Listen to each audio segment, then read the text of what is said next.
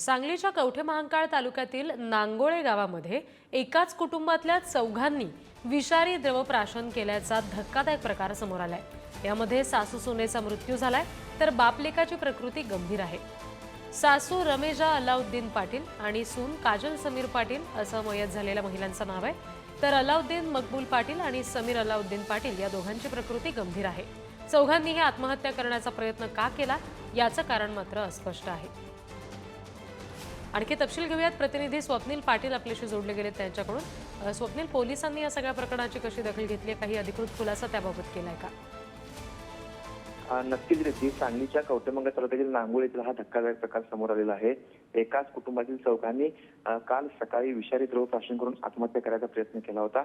या घरामध्ये असणाऱ्या एका वयस्कर महिलेने हा प्रकार बघितला, त्यानंतर आरडाओरडा केल्यानंतर हा सर्व प्रकार जो आहे तो समोर आलेला आहे। यामध्ये सासू सुनेचा जागीच मृत्यू झालेला आहे, तर बापलेकावरती मिरजेतील शासकीय रुग्णालयामध्ये उपचार करण्यात येत आहेत। चौघांनीही कोणत्या कारणातून विषारी द्रव प्राशन केलं हे मात्र अद्याप समोर आलेलं नाहीये, परंतु जनावरांना वापरण्यासाठी जे विषारी द्रव आहे या चौघांनी घेतल्याचं तपासामध्ये समोर आलेलं आहे। चौघांच्या विरोधात देखील कवठे महांकाळ पोलिसात गुन्हा दाखल करण्यात आलेला आहे, परंतु अद्याप या प्रकरणी जी सखोल चौकशी आहे ती कवठे महांकाळ पोलिसांकडून केली जात आहे। चौकशीअंती पोलीस नेमकं काय खुलासा करतायत याचे तपशील तुमच्याकडून घेऊ। सध्या धन्यवाद दिलेल्या माहितीसाठी स्वप्नील।